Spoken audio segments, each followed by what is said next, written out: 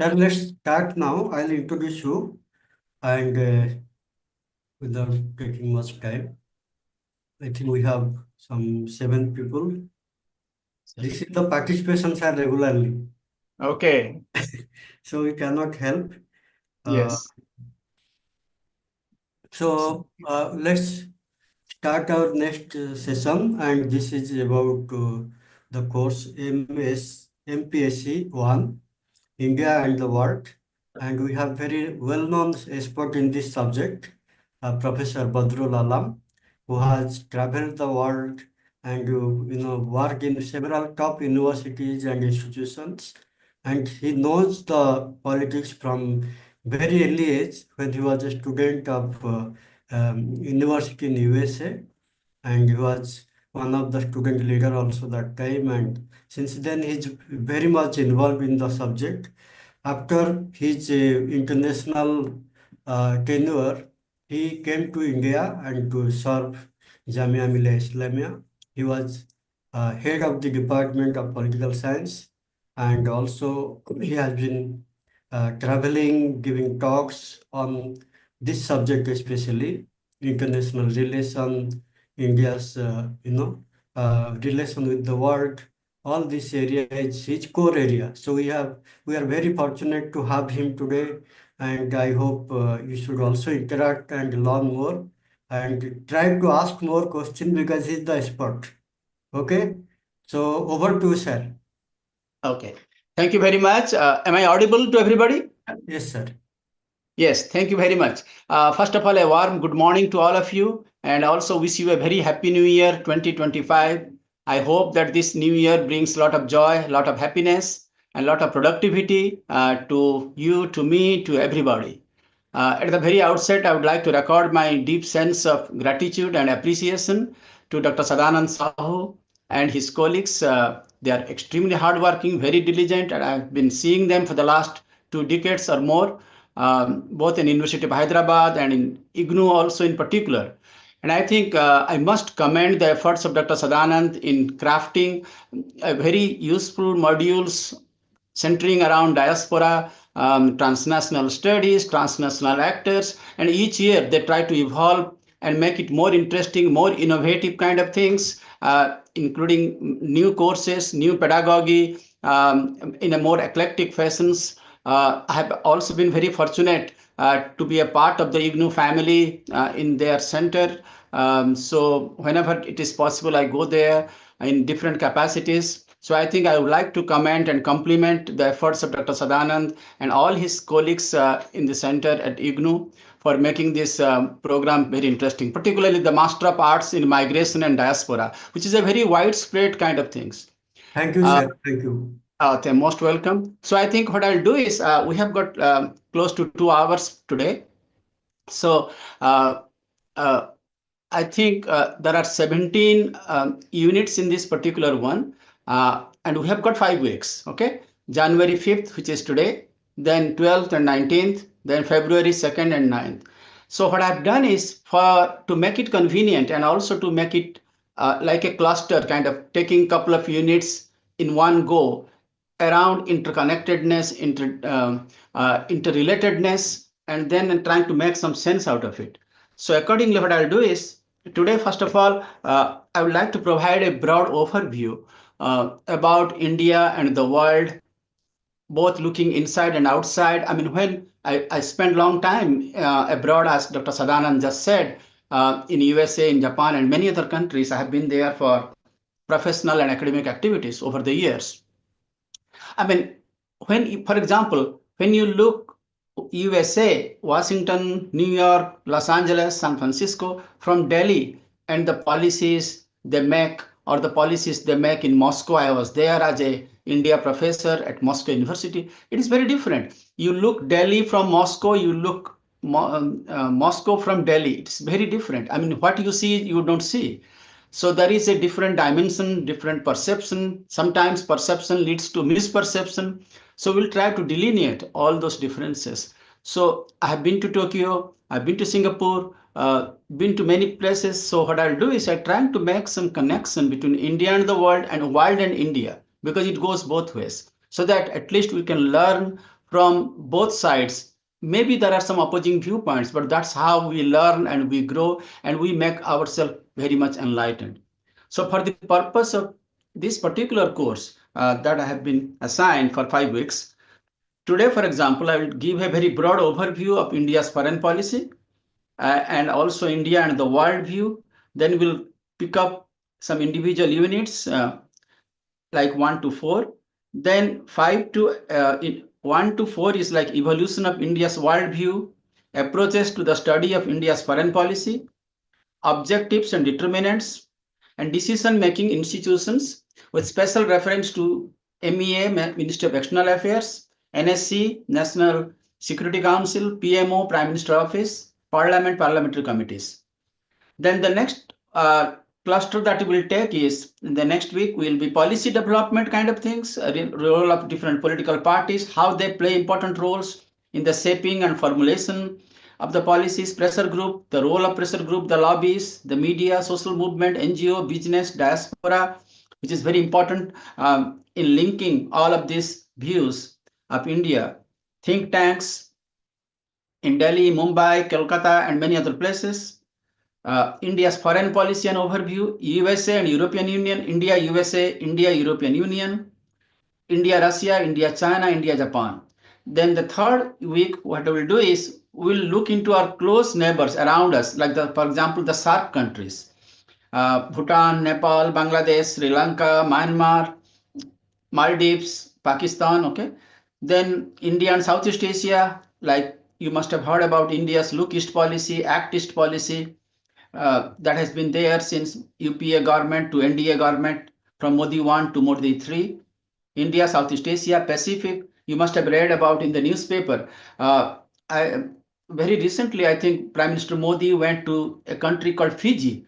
Not many people heard about it because that is also very, very important. I mean, only time we learn about Pacific countries are during the time of New Year, because usually the sun rises over there first and the New Year celebrated in Vanuatu Islands, and in Fiji, etc. Then it comes to New Zealand, Australia, then to Japan, etc.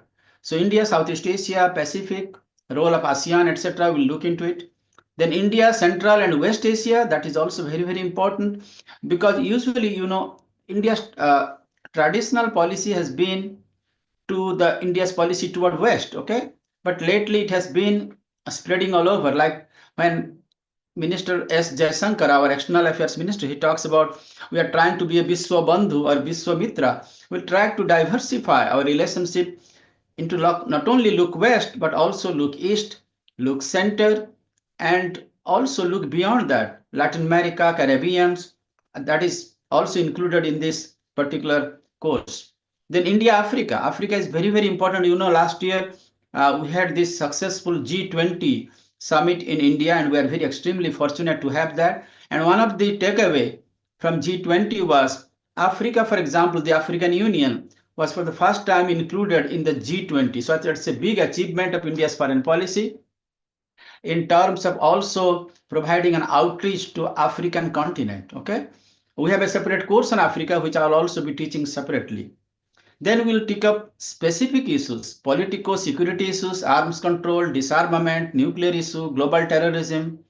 Then we move on to economic issues, how they are interconnected and embedded, international trade, investment, multinational cooperation, regional cooperation, socio-cultural issues, ethnic, religious movement, how that affects India's policy toward different part of the world, human rights, humanitarian intervention, environment, and the final unit is political diplomatic issues, UN, the regional organizations, UNESCO, WHO, ICAO, UNICEF, etc., NAM, non-alignment movement, globalization. So I think when we discuss, for example, globalization, we'll discuss everything. I think this is in academics things. And another thing, what? I mean, if you look at the study of diaspora, or you look at the study of transnational actors, you study about migration, etc. It is not like a unidimensional kind of thing. It's not like a one-way street, okay?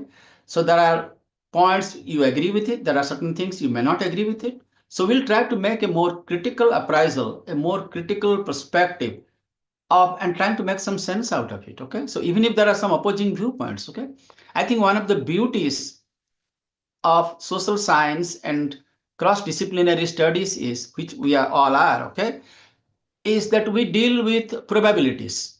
Okay, I think that's the beauty, that's unique, that's distinctive, because here you can deal with a particular, this particular aspect of globalization is good or bad or partly good or partly bad. I think we can all argue about it, we can debate about it. Okay, but in pure science or nanoscience or in physical sciences, for example, they deal with not probabilities, they deal with certainties.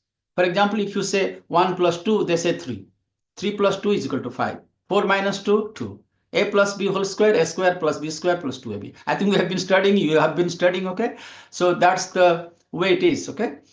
But here in social science, you can talk about American president is very powerful, partly powerful, not powerful. Okay, we can talk about literally anything. Okay, even intervention. Okay, is it humanitarian, non-humanitarian? Okay, WTO, the good, the bad, the ugly, the more ugly. Okay, so we can all argue. So it's almost like five blind people trying to make a sense of an elephant. Okay, not that one person who can dismiss the view or the opinion or viewpoints of that person.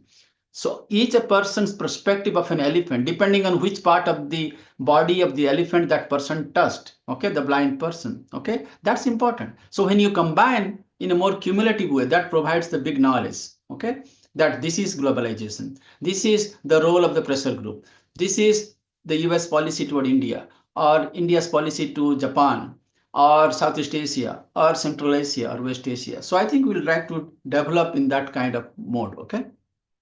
So I think what I'll do is every 20-25 minutes, I'll try to take a small pause for a few minutes.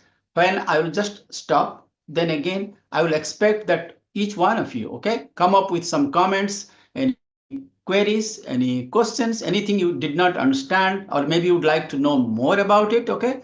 I'll be more than happy to go over. The whole idea is that we must understand what we are talking about, okay? Because knowledge is not something is like a one-way street, like give, no take. It's both give and take, okay? So both the giver and the recipient, they should be on the same syncretic level. I think that's very, very important. So it's not like I just talk, you just listen. So I think I would like to make it, as Dr. Sadanand said at the very outset, make it very interesting, make it very innovative kind of thing. So that at least at the end of the 5 weeks, okay, once we are done with this course, okay, if somebody asks you, okay, did you take this course? Yes. Did you learn 5 good things about it? What are the new things you learned? Okay. What are the new pedagogy you developed? Okay. How you can teach to other people. God bless you.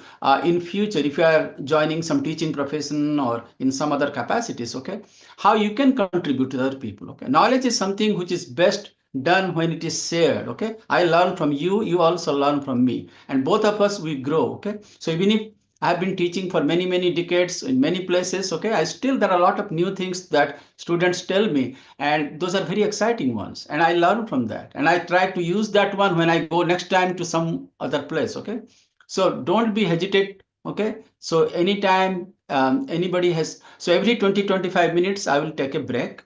I will take a pause for a few minutes. Okay, listen to you. Okay, your comments, your views. Okay, then move on. Okay, to another 20-25 minutes. Okay, so that way I think we can divide this 2 hour into 4 small segment. Okay, so that it will be very interesting and also more interactive kind of things, as to at least that will make me sure that what I am saying you are understanding, you are getting it. It's not very difficult, it's not a rocket science, it's not something that you don't understand. We all understand it. Okay, so and knowledge is something which is best done if it is shared with one another. Okay, am I clear to all of you? Okay. Hello. Yes, sir. Yes, sir. Okay, great. Thank you. So what I'll do is, maybe because I can see all your names, okay? Prayant, Binod, Pravina, Bhira, Kartikeya, Abhishek, Basir, Domingos, okay? So again, welcome to all of you, okay? So anytime, okay? So don't interrupt me in the middle, okay? So every 25 minutes, I will take a break and I'll ask you to make your comments, okay? And don't think that this comment is minimal or marginal. There is nothing marginal or minimal. Every comment, every opinion is important. I take everything seriously, okay, and try to make some sense out of it, okay. And then maybe I can add a couple of things, okay. I can fine tune, I can improvise your line of thinking, okay. Then we can build. It's almost like, knowledge is something like a building block, okay. It's like you prepare a basement, then first floor, second floor, third floor, fourth floor. That's the way we grow and we spread our wings, okay. So this is now almost. So any question, like when you talk about India and the world, okay, let me ask each one of you, I mean, what comes to your mind? Just tell me one or two things that comes to your mind when you think about this course, okay. Anybody?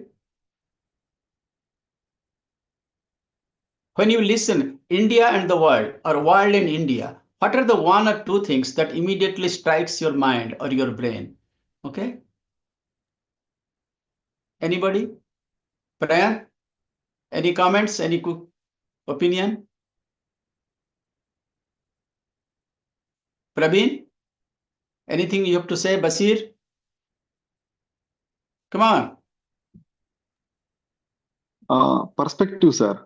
The viewpoint. That means for India point of view, we are colonized and imperial have been faced these kind of issues since before independence. Right. We think that the world is developed. Especially in our mindset, world is not global south. It should be global north or European or North America like that. That Right. thing instantly we are getting. Okay, good. Anybody else has got any opinion? Kartikeya, Abhishek, Basir, Domingo? Anybody? I'll come to that, okay, Veera? So just wait for a minute. Let me take another comments, then I can try to combine, okay, and then respond. Vinod, anything you have to say? It's a Sunday time. Come on, okay, get up, okay. Don't be shy, okay. I'll be very frank, okay. So just whatever things in your mind, okay, just please feel free to ask anything. This is the best time to, okay, ask any opinions, make any comments. Anyway, so while you are thinking, let me respond to Veera, okay, because he said that when you talk about India, you talk about global north, you talk about global south, okay. And again, I remember 30, 40 years ago, Jayant Bandyopadhyay, I think that's also in your book list, okay, in a suggested reading list. India's foreign policy change and continuity, okay. The making of India's foreign policy, okay. So even look at India. I mean, we became independent in the year what? 1947, okay. And we just celebrated Azadi Ka Amrit Mahotsav, 75 years. And our Prime Minister has laid out a vision for the next 20-25 years till 2047, okay, which he calls as Amrit Kal, okay. So I think if you look at this entire prism, okay, 75 years, certain things we have done right, certain things we have not done right. For certain things we are responsible. We means the policymakers, the people who are at the helm, okay. And there are certain things which they could not control because of the external variables like COVID, like many other things, okay. So in 1947, okay, when we became independent, okay, we are just fresh from the British colonial rule, okay, of close to 200 years. Lot of baggages, economic baggages, political baggages, okay. Then thanks to people like Dr. B.R. Ambedkar, we framed and drafted a constitution. Then number of new institutions came up. We tried to develop a more institutional architecture kind of things, okay. And then slowly moved on, okay. In between we had got wars with China, with Pakistan, Kargil. I mean, we can name many other things, famine, drought, all kinds of things, okay. So we started out from a position of disadvantage, from a position of kind of on the lower end of the development spectrum, if I would like to say that, okay. So you can say we are very closely aligned with the South. South means developing countries. We want to develop, we want to move up, okay. But we had a lot of institutional constraints and restraints, okay, funding constraints, economic constraints. We're not able to develop completely overnight. Okay, it's not like you got independence. I give you a piece of paper, okay, in 1947, okay, but it takes a lot of time, okay, to build on to those kind of things. So it took time, okay. But today, if you ask anybody, including you, okay, you can agree that India of 1947 is not the same of India of 2025. Okay, we have come a long way and we have learned our lessons. Okay, and in many ways, like for example, today, when people talk about India, they say India is an emerging power, India is a major power, India as a aspirational power, India as a happening power. Okay, uh, India in the big league, India as an upper tier economy, India as a rising power. So you hear about a lot of different kind of things. Okay, because in many ways we have come up a long way. I mean, I have seen when I used to go to Europe or many places 20, 30 years ago. India was there, India was important. But today, when you go to any part of the world, when you say, I'm from India, or I'm a professor at IGNU, or I teach in so and so, people look at you with a lot of respect, with a lot of appreciation about the countries. The stock and profile of India has gone way, way up. Okay. I'll give you another example. There is a scholar who I know and I have read his books, and maybe some of you know his name, Stephen Cohen. He has written a lot of books on India, on Pakistan, on South Asia. He's an expert on that. And he wrote a book around, I think, 1998 or 99. And the title of the book was India, an Emerging Power. Okay, that was the front jacket cover and the front page. Okay, with a question mark. Okay, India as an emerging power. Okay, that book was widely acclaimed. Everybody liked that book. Everybody read that book. Okay. Couple of years later, I think around 2004 or 5, that book was so popular, it went for a second print, like a reprint. Okay. Again, the author was the same, Stephen Cohen. The title was the same. The book was the same. Maybe some new editions were there. Okay. But one thing was missing. And what was that one thing? The one thing that was missing was the question mark that was on the front cover of that book, India, an Emerging Power. That question mark is gone.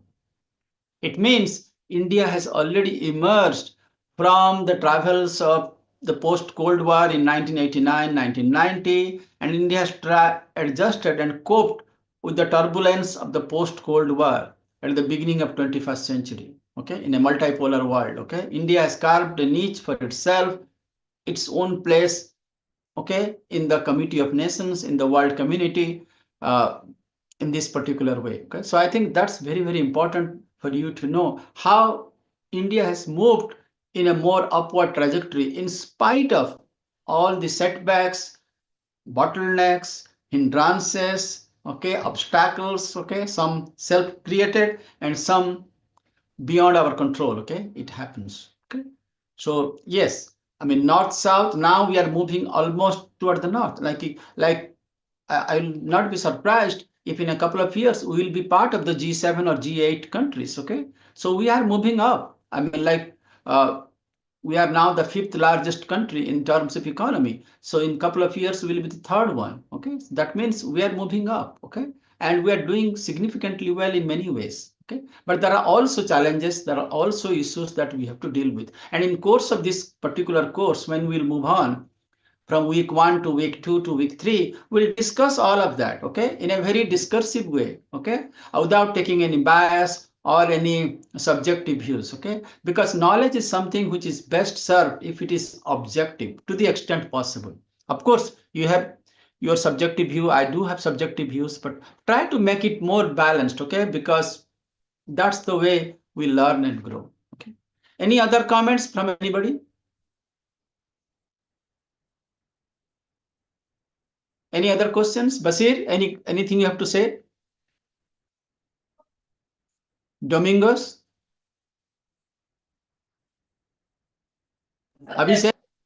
Yes, yes. Domingo, yes? Yes, sir. Good afternoon, Yeah. sir. Yes, well, anything Yeah. like to add? Anything like to say? No, no, sir. No, sir. I was hearing about your lectures and the Oh, yes, okay. yes. No, no question. right now. No question, sir. Basir, any things you like to say? Basir Ahmad Dar? Abhishek Jadhav? Thank you, sir. Abhishek, anything? Nothing specific. Thank you, sir. Thank you, sir. Okay. Nothing Anything you'd like specific. to ask me or any comments you have? For the present, sir, it is okay. I have nothing to say or offer. Okay. But whenever anything comes to your mind, just write down on a piece of paper, okay? And during every break, please feel free to ask me, okay? So I think that way I can feel that maybe you are understanding, you are getting it, okay? And maybe something is in your mind, okay, you would like to ask, okay? Please write it down and please feel free to ask me, okay? Right, sir. Right. Sir. Okay. Abhishek, any comments at this point? Absolutely amazing interaction, sir. Really loving it so much. Okay, thank you. But Abhishek, any quick thoughts at this point? Anything? Sir, as far as my opinion is concerned, when we talk about India and the world, so yes, we talk about the other states, our interstate relationship, means bilateral relationship with other countries, yes, as well as also about the multinational corporations with which we are engaging and the non-state actors which we are talk about, whether it be terror groups, because we also do get affected by them. Then we also talk about the national, the NGOs and the INGOs. So I would, as we say about the complex interdependence, so in a way, state actors as well as non-state actors. So that's what I would like to just learn more. Yes. Okay. Great. I think that's very interesting. Okay. Abhishek, we'll do that. Okay. So in terms of that, okay, we'll discuss that. Okay. And the role of multinational corporation, MNCs, and the role of non-state actors, that's very, very important. That was not there. Like if you ask somebody, maybe your father or grandfather, who have been studying maybe in the 60s or 50s, okay, maybe your grandmother or grandfather, okay. So in those days, I mean, it was like a good old days, okay, happy days kind of things, very traditional kind of things. Nobody thought I remember when I did my BA or MA a long time ago, I did not know what do you mean by non-state actors? I mean, because all actors seem to be state or state centric, okay. But today, I think non-state actors are very, very important, integral part of the entire curriculum, okay, and the way foreign policies are made. By, as you rightly said, the bilateral relations, okay, and the kind of things they do, okay. But again, I think it's very important that, like, for example, NGO, we cannot just dismiss everything, okay, because there are certain things that they do which I think are very, very important. There are also certain things in which we don't feel very comfortable with certain NGOs due to certain reasons, maybe ideological, maybe it according to not in sync with our national interest, etc. Okay, so I think that's a very, very important point. Again, when we discuss about the MNCs, or for example, the role of non-state actors, as you said, okay, we'll discuss that more in depth. Okay, but thank you for bringing that to my attention. Okay, and definitely I remember that. Vinod, anything you have to add, Vinod? Am I audible? Yes, Vinod. Yeah. No, sir. As the earlier some of my colleagues said, I think the introduction is so interesting that we really are looking forward to deep dive into. It's like a timeline of what has happened so far. Right. That's what is really exciting about this class specifically. So looking forward to learn more, and probably will in more questions as we. Thank you.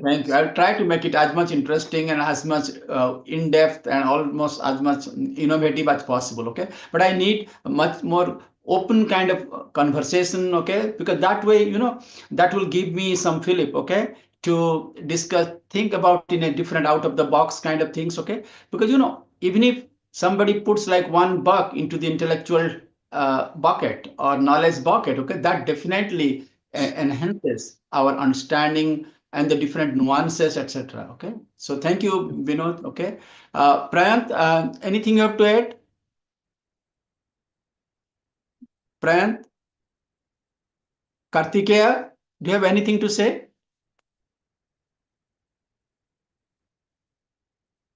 Okay, so I think let us move on. Okay, So again, as I said, we'll take a couple of clusters at a point. But before that, let me just tell you, like when you talk about India and the world, okay, and a lot of these things are done in a foreign policy domains. And when you talk about India's foreign policy done by MEA, the Prime Minister, different actors, different sub-actors, okay?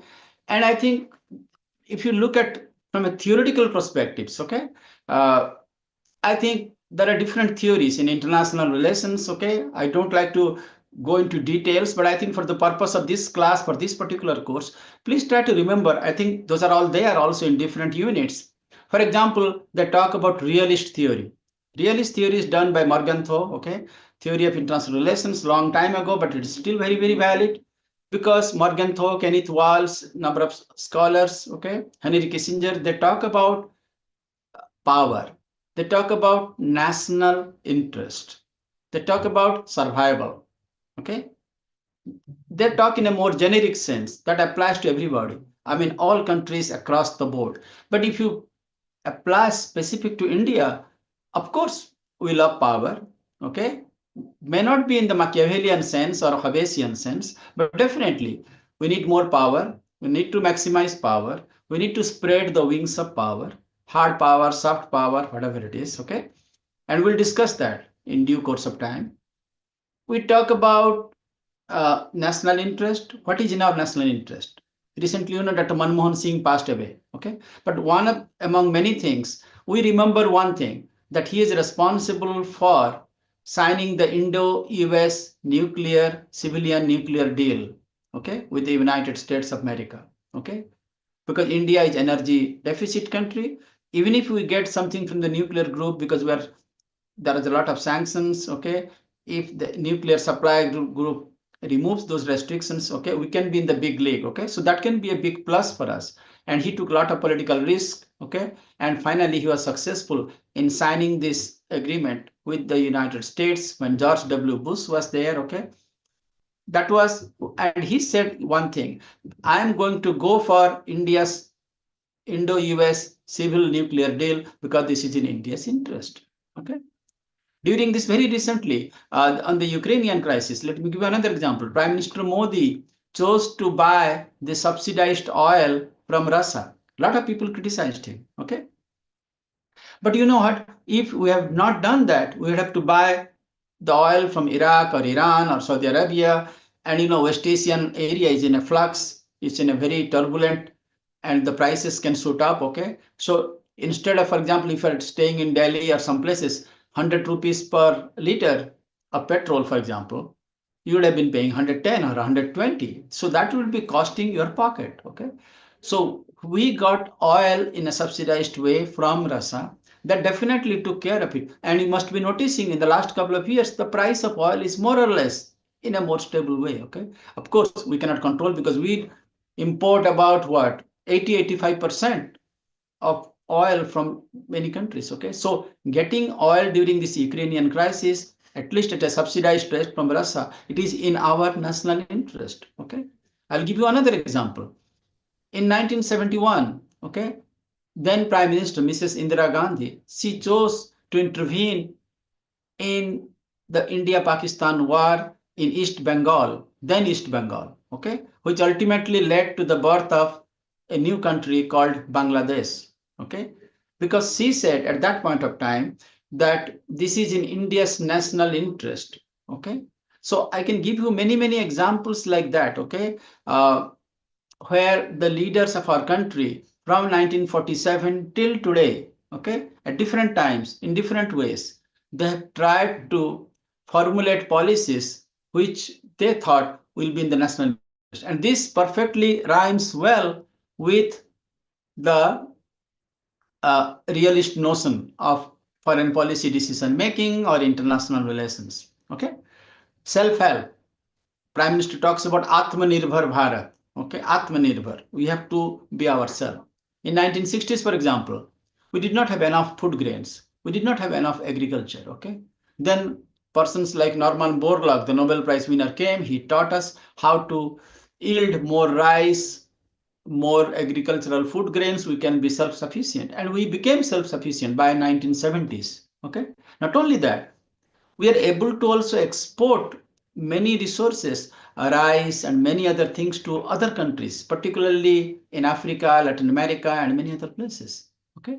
So these things, power, national interest, self-help, survival. Survival is very much part of our foreign policy, of our decision makings. You need to survive. Like in a physical sense, you need to survive. I mean, those of you who have traveled by flight in an aeroplane, if there is a turbulence for a few minutes, immediately you will hear an announcement by the pilot that we are passing through some temporary turbulence. Please fasten up your seatbelt. Okay. So in a broad sense, in a national context, okay. So for example, if they talk about self-help, okay. First, you try to take care of yourself, okay, your people, and it's a lot of people in this country, okay. We are 1.4 billion people that you have to take care of, okay, and you have to navigate properly so that at least our country can notch up few steps ahead, okay. Then there is another theory in international relations that also perfectly fits with India and the world and India's broad view. Is the neo-realist policy of Joseph Nye, Robert Keohane, and a number of scholars. They say, okay, power is okay, national interest is fine, self-help is okay, survival is definitely there, okay, that is a very natural instinct.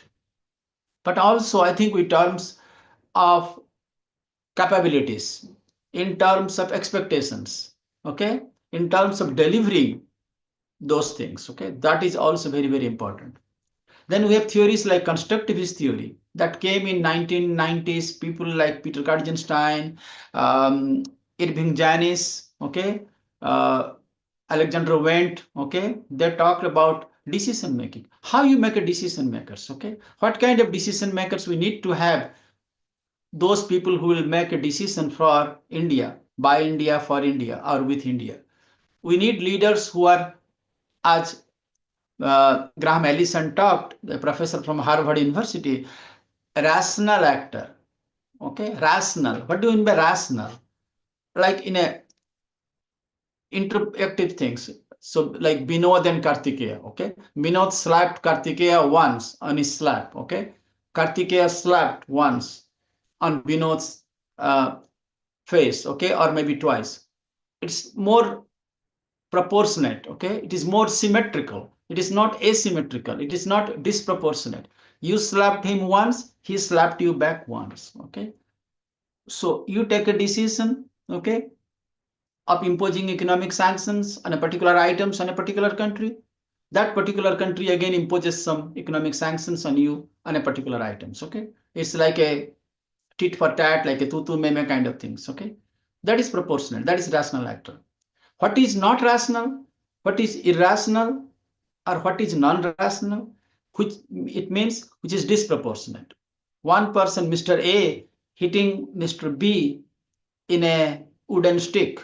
Okay, I'm using very metaphoric sense. Okay, but Mr. B hitting back Mr. A with a big iron rod. Okay, so instead of getting hit by wooden, he's hitting back in an iron rod, or he's stabbing somebody through a knife, or he's using a gun or a pistol. Okay, that is not proportionate. That is not symmetrical. That is asymmetrical. That is disproportionate. Okay, so it is very important to remember in a global view of India's foreign policy or any country's foreign policy, it has to be like the other person should get the message that it has to be very proportionate kind of thing. It cannot be disproportionate. Okay, and the decision making has to be rational. Okay, so that the other person understand what it means, what the end result is going to be. Okay, and accordingly, so for example, again, I'd not like to take any names. For example, in North Korea, for example, we have a leader called Kim Jong-un, okay, who's a dictator, okay, and it is believed he has got few nuclear weapons, maybe 5, maybe 6, we don't know the number, okay. So let us say tomorrow he goes crazy, okay, and he decides out of panic or out of compulsion or whatever okay, to drop a bomb on Japan or South Korea. It will take only a few minutes because they are very close from a geographical sense. If you look at the map, North Korea, Japan, South Korea, they are just within few minutes, okay? That will not be rational. That will not be considered proportionate. That will be irrational. That will be non-rational, okay? So that's what Graham Allison talks about, rational versus non-rational. As far as India is concerned, over the years, in spite of the fact that we have been at a receiving end on many issues. I will give you another example. In 1998, India exploded the nuclear device. We became a nuclear weapons power. And in those days, Atal Bihari Vajpayee, Pramod Mahajan, they used to be there, okay? This was called Pokhran 2 explosion. You must have heard about it, okay?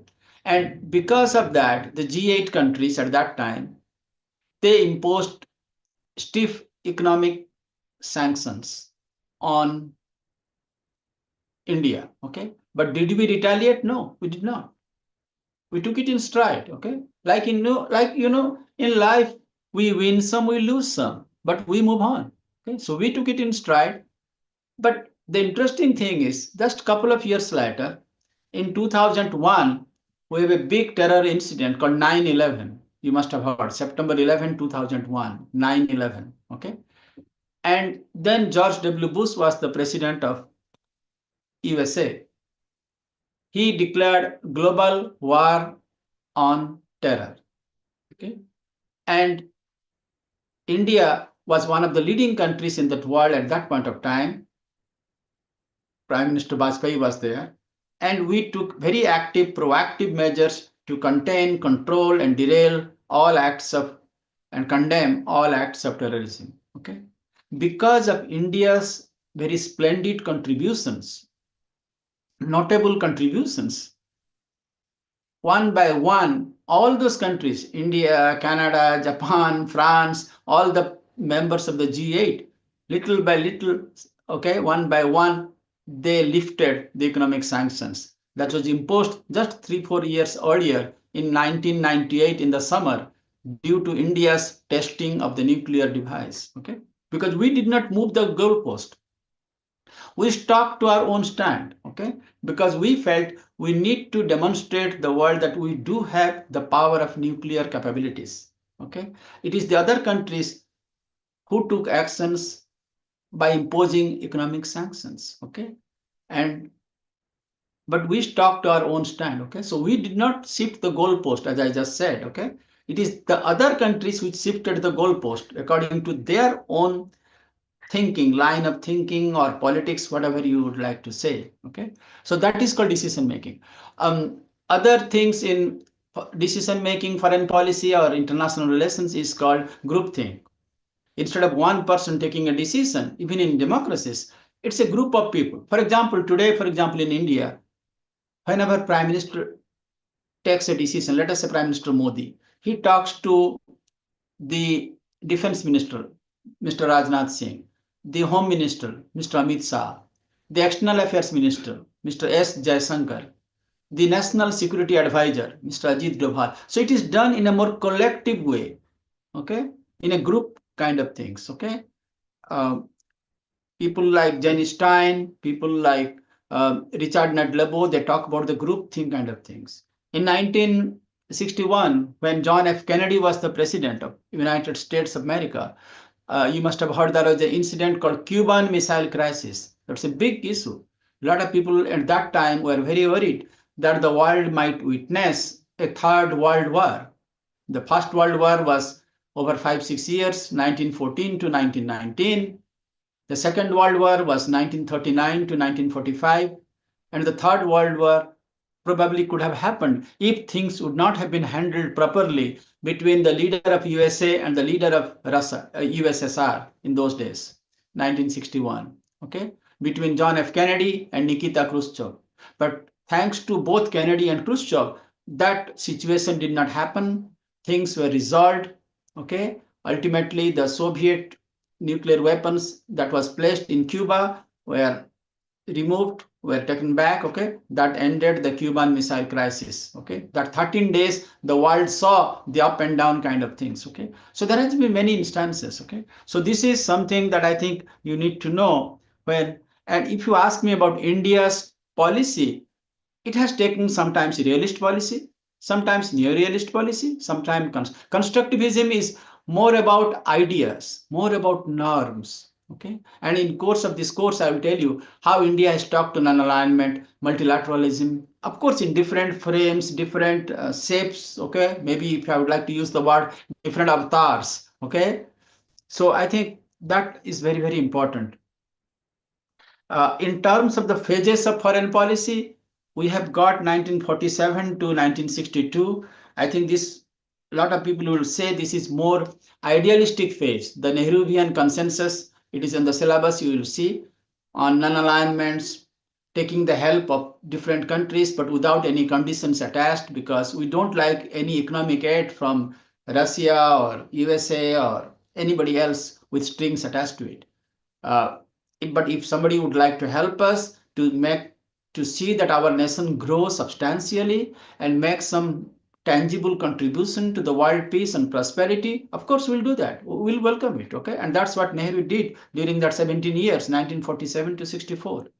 And that was followed by Sastri, by Mrs. Gandhi in different times, okay? And continued till the Janata government, Desai, Charan Singh, okay? Then again Mrs. Gandhi in 80 to 84, followed by Rajiv Gandhi, then followed by VP Singh Chandrasekhar, followed by Narsimha Rao, followed by Vajpayee, followed by again Gujral and Dev Gowda, then Vajpayee governments, then UPA government, Dr. Manmohan Singh 1 and 2. Then, of course, in the last 10, 11 years, Modi 1, Modi 2, and Modi 3, the third government under the leadership of Prime Minister Modi. Okay.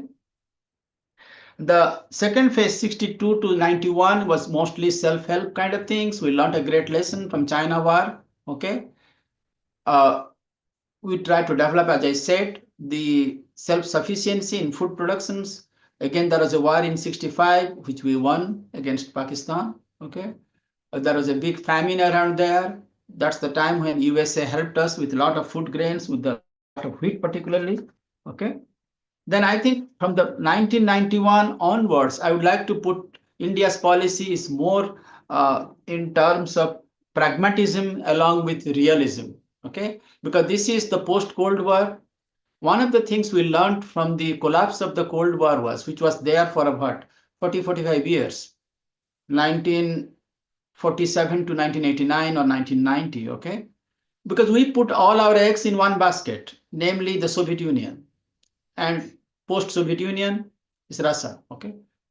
But that did not serve us well.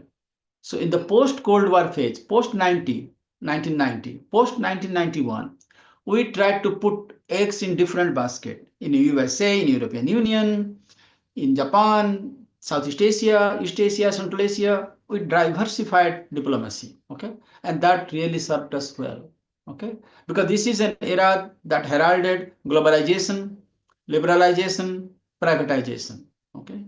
I remember when Manmohan Singh was the finance minister under P.V. Narasimha Rao's government, okay, and when he brought about this idea of globalization, he got a lot of criticisms, a lot of flags, okay, from the left, from the right, from the center, but he stood his ground because he knew, being a very far-sighted person, that this is what is going to help India, okay. So in terms of, he was willing and prepared to take short-term pain so that India can see long-term gain. Okay, so short-term pain leading to long-term gain. That's what he sowed the seeds in 1991, 92, 93, around the post-globalized era. Okay, and today, if you ask somebody in the left side, the left parties, or the right side, or the center, nobody's arguing that globalization is bad.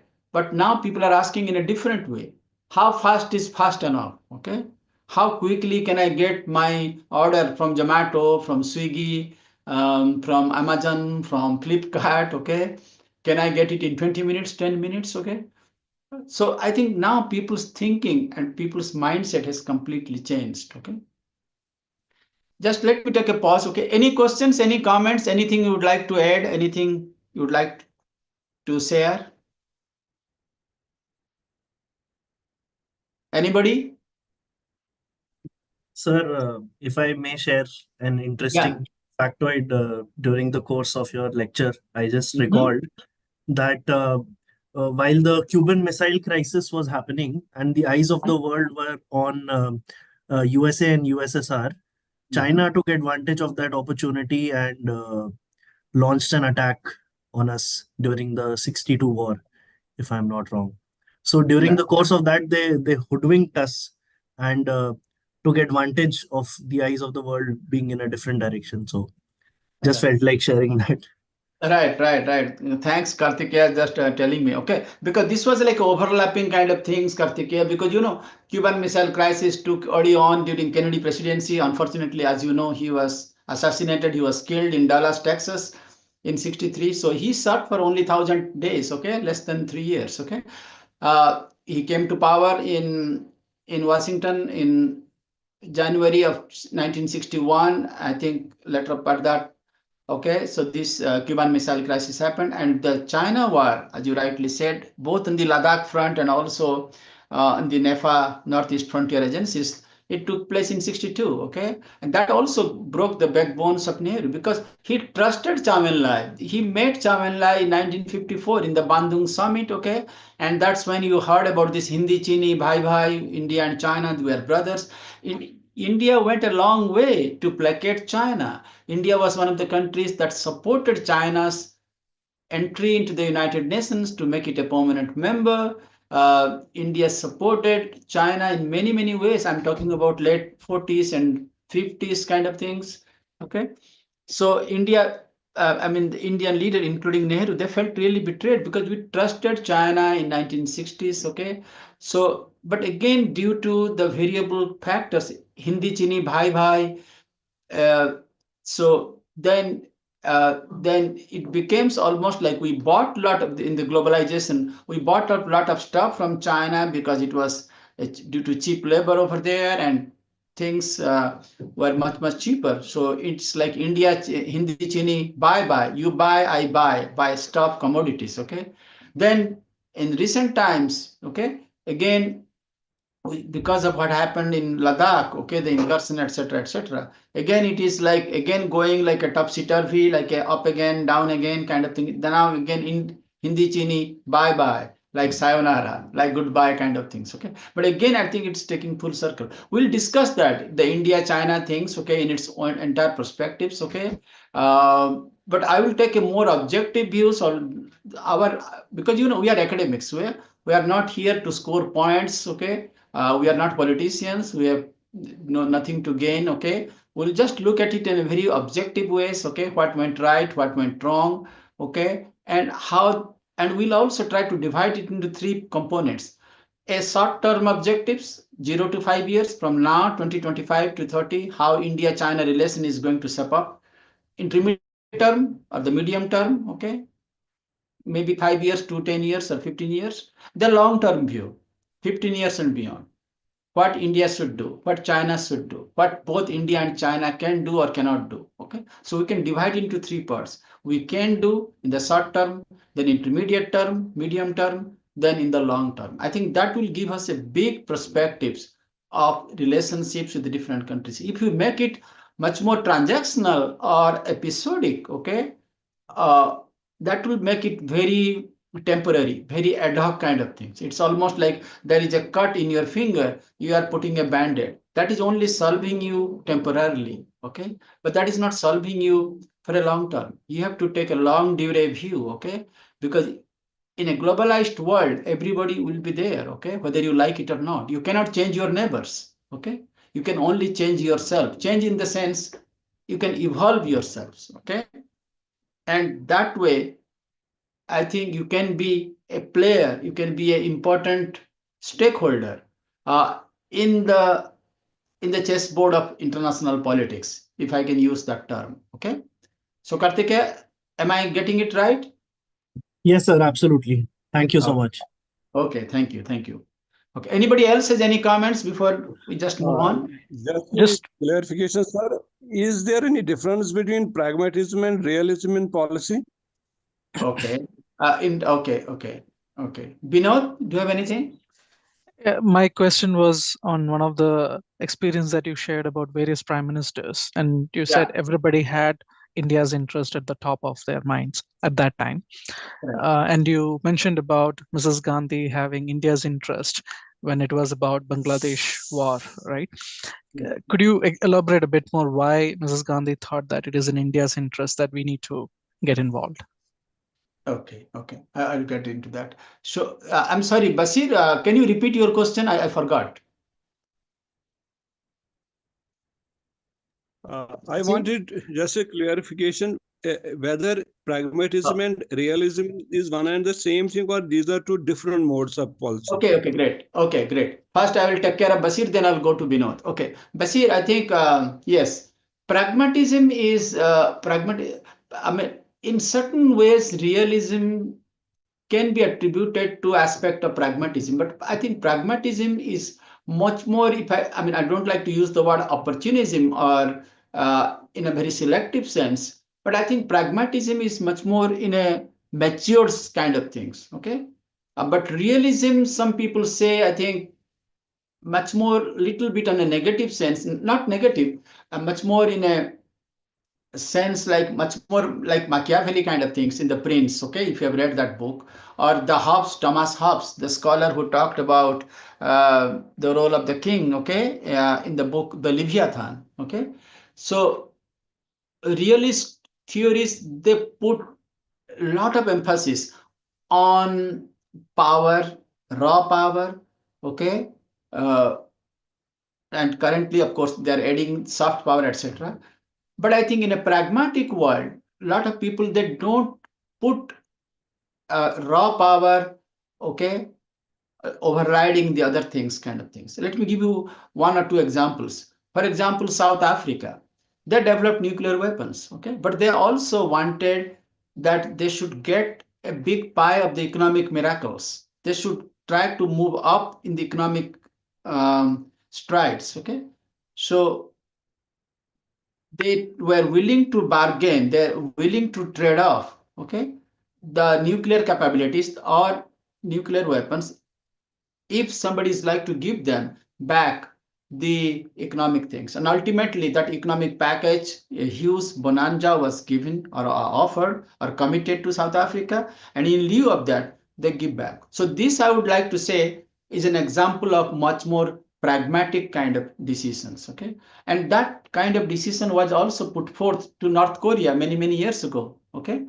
But the leader in North Korea, they are not willing to take that bet. That basically the idea was, you North Korea, you have got a lot of issues, economic issues. The food crisis is pretty acute. The inflation rate is pretty strong. Okay, what you will get with having few nuclear weapons? Why don't you give up nuclear weapons? And instead of that, the six-party countries like Russia, China, USA, other countries, Japan, Korea, etc., they will give you some commitment. Okay, they will try to provide that, but they are not willing to take that one. So I will take that decision as not a pragmatic one. But the decision, if you look at from a North Korean perspective, that was more on a realism kind of thing. Our national interest, okay, whether you call it a flawed realist policy or not, that's a different interpretation. But definitely they are more on the realist kind of things. If you take realism, it's in a much more theoretical sense, okay. But if you take pragmatic kind of thing, this is much more closer to the South African kind of things. Okay, so I think that is a broad kind of distinction between realism on one side and pragmatism on the other side. Okay, pragmatism, you're looking sometimes beyond the out of the box kind of solutions. Okay, even at the cost of sacrificing certain core things here and there. Okay, so that's there. And going to Binod's question about why Mrs. Gandhi in 1970-71 took the decision on, I think there are multiple issues. For example, she was internally, domestically, she was under a lot of pressure. there are a lot of factions within the Congress party in those days. They were challenging her authorities. She was not firmly in saddle at that point of time. Congress party had a group called Syndicate. The old guards, for example, they wanted to snatch away power from Mrs. Gandhi. So I think she wanted to assert herself in the leadership, and she wanted to prove both within the party and within the country and also outside that she must try to demonstrate a leadership that they will understand. So I think that is one of the reasons. Second part is during that civil war of 1970-71, we have got million refugees coming from Bangladesh, coming from East Bengal to India. Okay, and that has put a lot of economic toll, lot of financial drainage on India's exchequer. Okay, because it's almost like, put it this way, Vinod. I mean, let us say you have a house. I don't know how big is your house. Let us say you have a 3 BHK or a 3 rooms. Okay, suddenly 20 people come to your house, your relatives or friends or something. Okay, I mean, do you have enough chairs, enough tables, enough blankets, enough pillows, enough beds? Okay. And think about it. Million people coming to India. Okay. You have to put them tents or places, provide them food. Okay. You know how long they will be here. Okay. So that cost a lot. And Mrs. Gandhi, she went to USA. She did not get any help from then American President Richard Nixon. Okay, so I think there are a variety of things. She was under a lot of pressure within the party that she has to prove herself. Okay, and also she was under a lot of international pressure from other countries, because a lot of countries they're not very happy with India rising or India coming out of the sun, trying to be a big player, okay, in the Committee of Nations or in the global politics kind of things. Okay, so I think that probably played some roles. Okay, and also she wanted some diplomatic solution to that crisis. Okay, which it could not get. Instead, United States, it rubbed shoulder to her by sending the 7th Fleet, okay, the nuclear submarine, to the Bay of Bengal. So that made Mrs. Gandhi even more angry. Okay, plus she wanted at the initial stages a much more benign, much more peaceful kind of solution to the whole crisis. Okay, by allowing Mujibur Rahman, because he got a majority in the election, okay, to become the prime minister, okay, of undivided Pakistan, okay, which they did not agree. But they also had their own problem, because in East Bengal, it's a very peculiar situation. Pakistan got 2 components, one on the west, one on the east. The western part of Pakistan, mostly people speak Urdu, and the eastern part of Pakistan, I'm talking about 1947 to 71, it was mostly Bengali speaking. So there is a big ethnic divide, linguistic divide, although everybody broadly, they are all one religion, Islam, but it was in different kinds and different shapes. Okay, so maybe that is one of the reasons why the Western elites or the military junta, like Yahya Khan, etc., in Pakistan, they did not agree with to see any emerging leaders like Mujibur Rahman take over East Pakistan. If they would have agreed, probably it would have been still one country. But it was very difficult because, in between we have India, okay? And one part is on this side and the other part in this side. I don't like to go into details like the partition, divide and rule kind of things, okay? But strategic mistakes and miscalculation has been committed by a number of actors within Pakistan, pre-1971, okay? So coming back to Mrs. Gandhi, I think she took a decision that she has no other choices. Plus, she was under a lot of pressure. She was under a lot of compulsions. So she had to do what she had to do. So ultimately, with asking the military, General Maneksa and other people, so we went all out. We took a lot of risk because America was on the side of Pakistan, okay? And remember, America and Pakistan, they are also aligned militarily through 2 different pacts, military alliances. One is called CENTO, Central Treaty Organization, and one was SEATO, SEATO, Southeast Asia Treaty organization. Okay, so we are under a lot of pressure. I think if you look at the situation, if you look at the times that was there, I think it was one of the turning points of that particular time. Vinod, did I answer you properly? Yes, absolutely, sir. Thank you so much. Thank you. Thank you. Okay. Any quick questions before I move on? Okay. Yeah, small question, sir. Yes. Yeah, as you mentioned in previous, that is the pragmatism is more emphasis on the choice-based decision, and the realism is more emphasis on power and raw power. What about a rational sense, or what is the emphasis points on rationalism or rational on the proportionate? Right. Yeah, the point that I was trying to make was, okay, and this was a very popular theory propounded by this Harvard University professor. He wrote a book called Essence of Decision. His name is Graham Allison. And he talked about there are two kinds of actors in a decision making, in a leadership position. Okay, one is mostly, and there can be other kinds of leaders also. I don't know how you put Hitler into that category, or Mussolini, or Franco, Marcos. I mean, we can name any leaders. Okay, for example, rational versus irrational. Okay, rational means you think about it, you take a much more deliberative decisions. Okay, taking everybody's view in a much more considered way, okay, and then you take a decision which you think is in the right way. Okay, for example, like Prime Minister Modi, when he took the decision on Balakot, okay, the surgical strike, etc. It's not like you get up one day fine in the morning, okay, and you feel like slapping somebody or hitting something.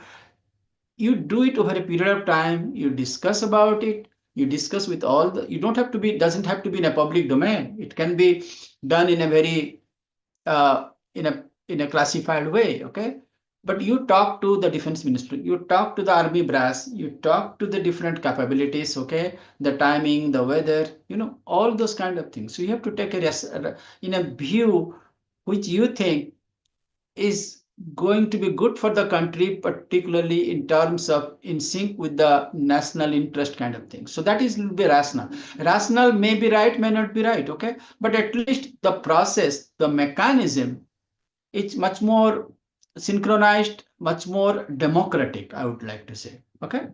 In a much more collective, much more inclusive kind of thing. It's not like one person's whims or fancies, even if it is right, okay? But the process may not be right, okay? So that is like a rational. Non-rational is, or irrational is, just one person taking a decision.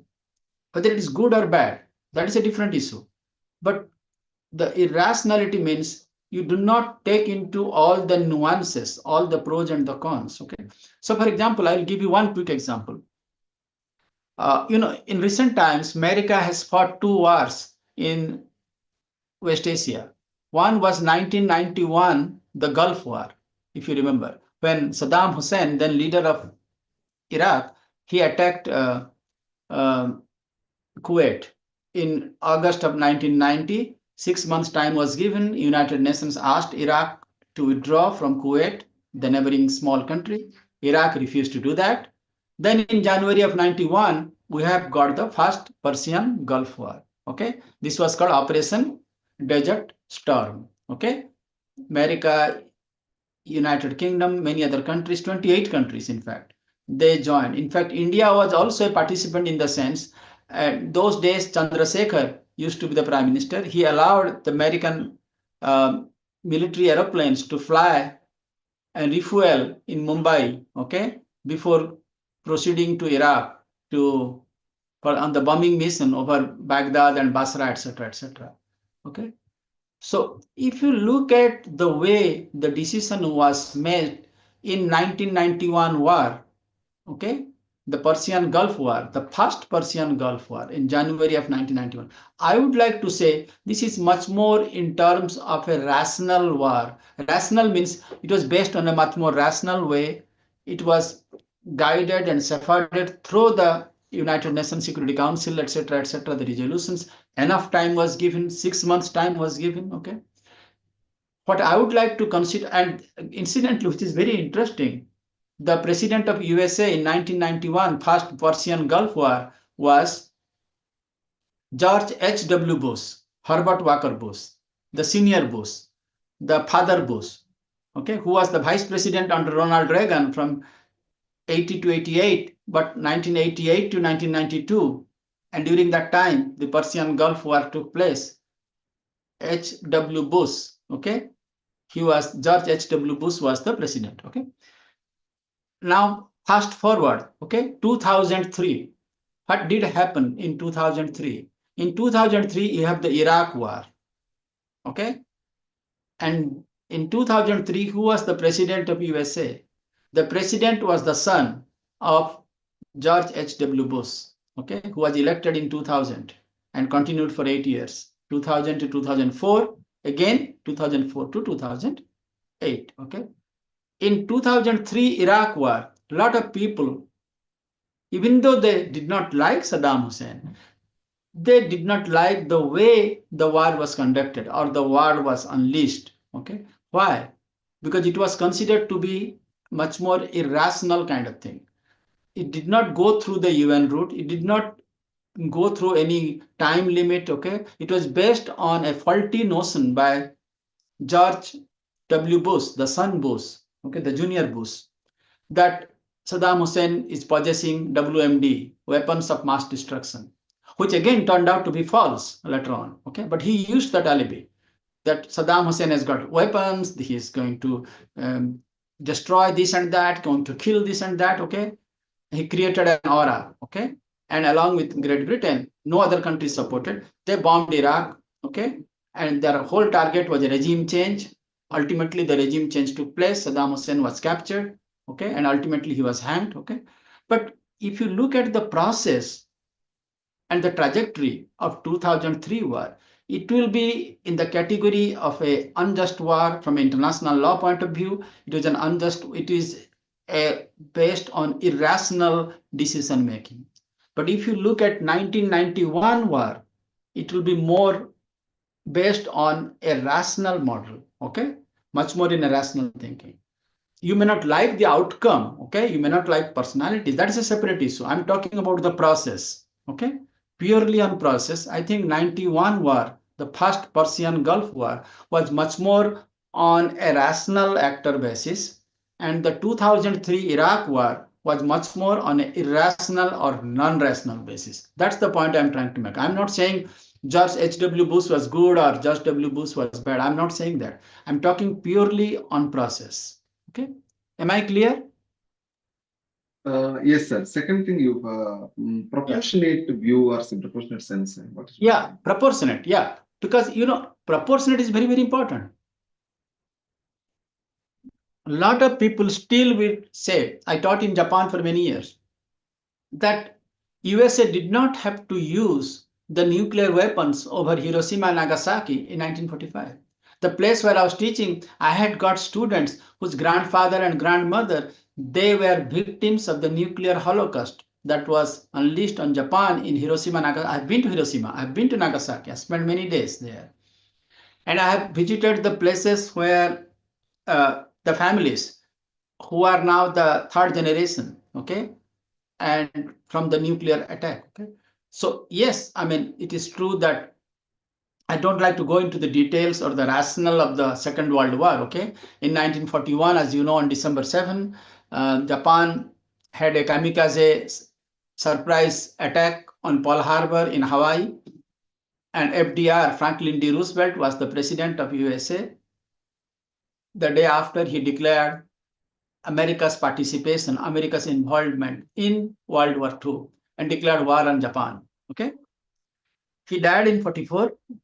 Then the vice president then was Harry Truman. He took over as the president, as it is there in American Constitution. So Harry Truman was the president in late 1944, in 1945. The war was still going on. Japan was all over in Southeast Asia. Japan had conquered even up to Singapore, up to Myanmar. In fact, if the war would have continued for a few more weeks, they would have been over Bengal, over Odisha, and Bihar and Jharkhand. Okay, that they were that close. Okay, so they are all over the Southeast Asia, East Asia, everything. Okay, on the European sector, Germans were all over, Italians, etc. Okay, so the Allied and the Axis countries, okay, they are at loggerheads. Okay, But some people would say, just to subdue Japan, you don't have to use a very powerful weapons like nuclear weapons, and you kill millions of people in just few minutes in both the cities, okay, just to bring Japan to complete destruction, decimation, and subjugation. So people may argue on that one. So you can argue, I mean, is it a proportionate response or it is a disproportionate? Yes, destroying aeroplanes, the fleet in Hawaii, in Pacific by Japan was definitely very devastating. But proportionate is something like, as I said, at a human sense, somebody slapping you once, you slap him once or maybe twice or maybe even thrice, okay? But you don't slap him 100 times, or you don't stab him, or you don't kill him, okay? That's disproportionate. So just because this was a conventional, like it's like we listen many times, even on the Ukraine-Russia crisis, if somebody is using conventional weapons, do you use nuclear or biological weapons against that person, or you use again conventional weapons? Maybe a little bit more deadly, but conventional to conventional, that is proportionate, that is symmetrical. But conventional to non-conventional, that is not proportionate kind of things. Okay, so that's the point I was trying to make. Okay, conventional, that is proportionate. Conventional nuclear or conventional non-conventional, that is not proportionate. That is disproportionate. Okay. Yeah. Yes, sir. Understood, sir. Thank you. Okay, great. Thank you. Let me just quickly move on to a couple of things. Okay. Let me go back to the contents. Okay, so I am sure all of you have got this book on MPSE-001, India and the World. Okay,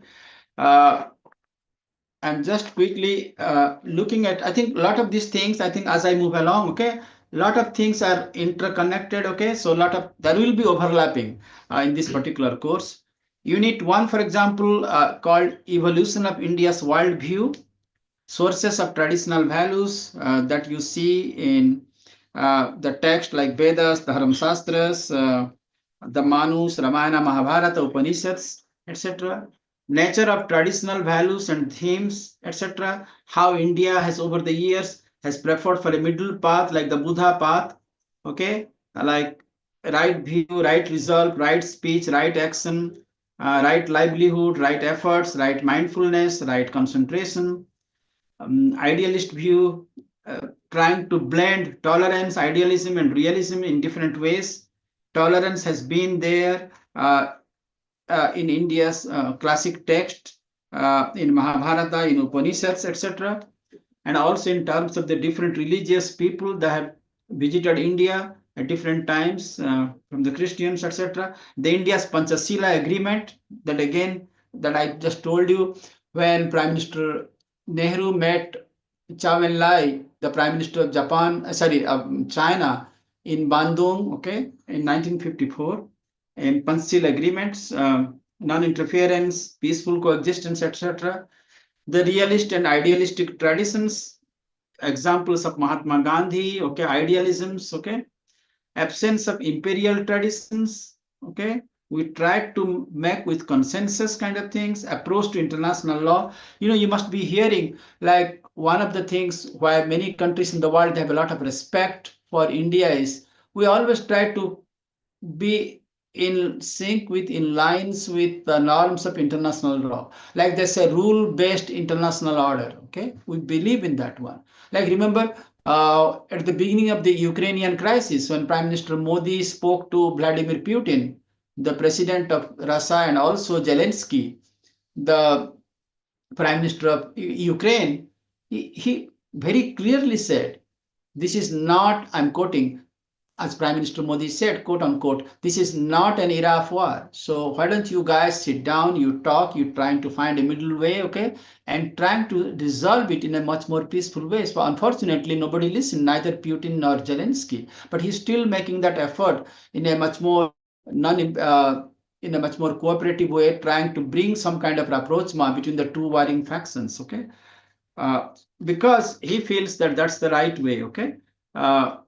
Other thing that in India is, as you know, a lot of people, they say that India always talks in negative terms, okay, like non-violence, okay, non-cooperation, okay, non-resistance. The thing is, if you see in the more positive way, we try to bring out more positivity through terms like non-violence, okay, through non-victories, okay, non-idleness, etc.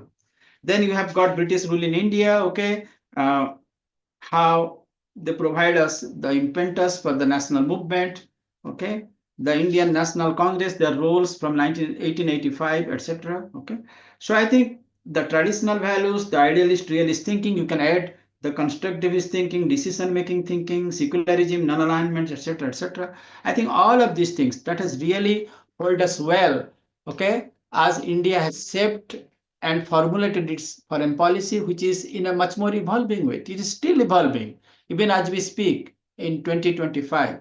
Okay, so I think that's very, very important. The next unit, I think, again, the realist view, the perspective of interdependence and complex interdependence. You know, till 1990, for example, if you look at India or if you look at any other countries, it is mostly self-dependency. I depend on myself, okay? But in the post-globalized world, since 1990, it is not an era of dependence or self-dependent. It is interdependent.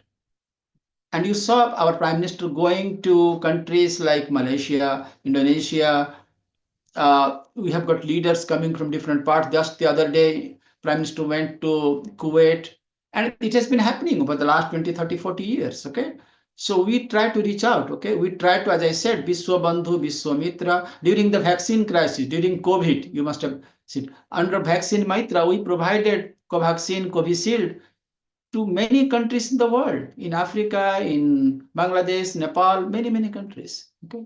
Many people, I've been to Nepal, they still love India because when they faced earthquake a couple of years ago, India was the first country to airlift blankets, essential commodities, food grains to there, okay? So we have been trying to reach out, okay? We're not trying to be imposing kind of things, like a big brother kind of thing, much more hegemonic kind of thing, in a much more collegial kind of things, okay? And trying to live, because as Prime Minister said, and also in Upanishads, they say, we believe in the global family, in Vasudhaiva Kutumbakam, okay? And you saw that G20 motto, okay? One earth, one family, and one future, okay? Because it's the whole one thing. Like, we put a lot of emphasis on climate change, okay? On solar energies, okay? Because we believe in that, okay? And we put money into that, okay?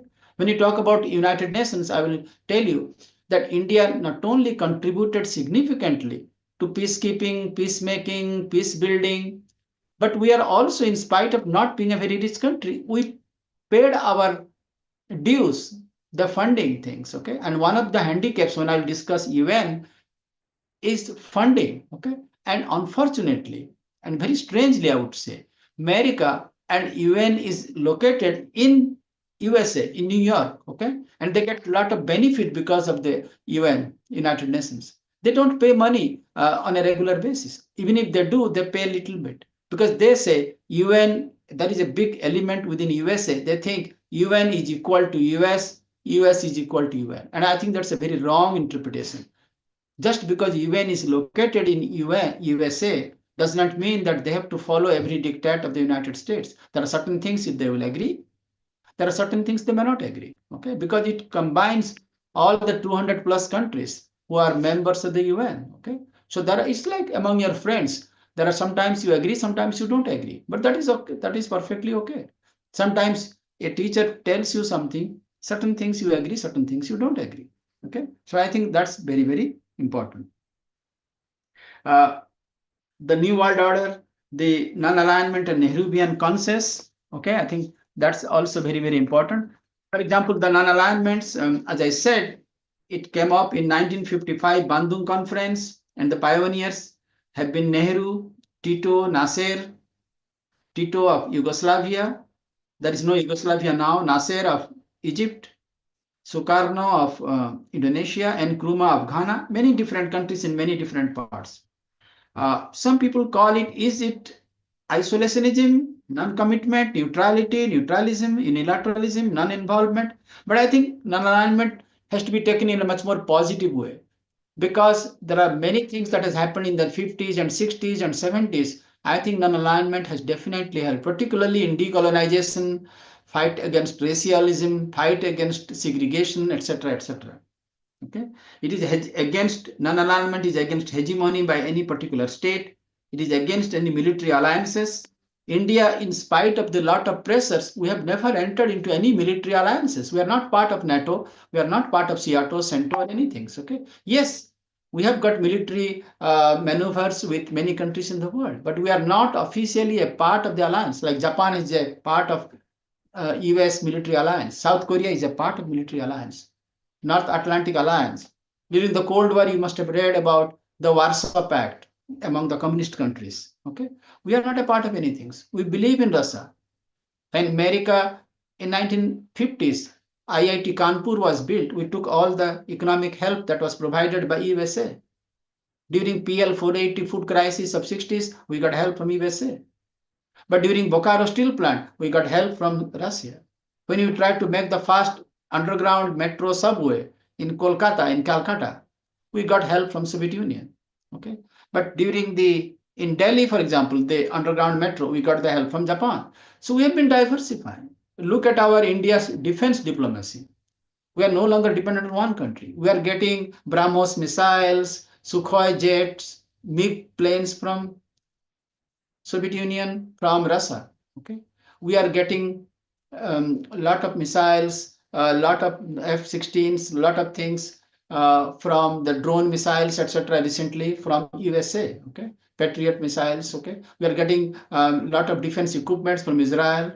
We got Rafale jets from France. So the point I'm trying to make is we have a diversified diplomacy that applies in all different ways, in economic terms, in defense terms, in military terms, and in many ways. Okay. In terms of non-alignment, again, we based it on mutual friendship and equality, support for UN.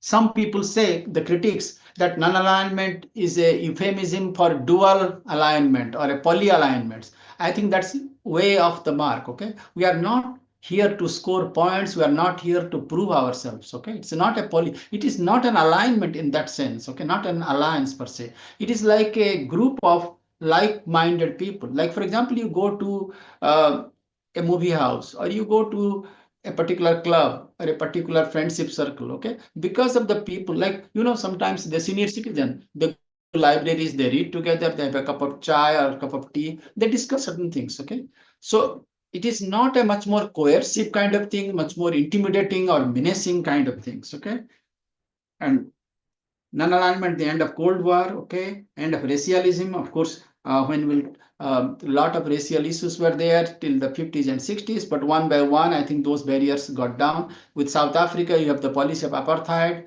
till the mid 80s and early 90s. Okay, I remember when I was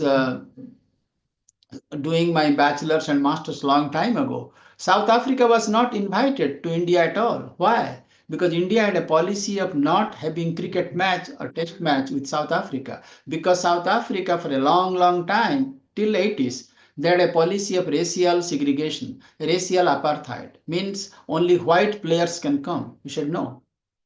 But today, South Africa has adopted, under Nelson Mandela and post-Mandela phase, we have got players coming from South Africa who are whites, who are blacks, who are Indian origins. Okay, and you'll be surprised sometimes if you see some player from New Zealand or Australia, South Africa. Some Patels are there. Okay, because of the second, third generations, colored people, Indian people who have migrated to Uganda, Kenya, Nigeria, etc. Okay, now they have come up. Okay, so now it is a multiracial state. Now it is okay for us. Okay, now we have a very robust relations with South Africa. South Africa is a part of BRICS.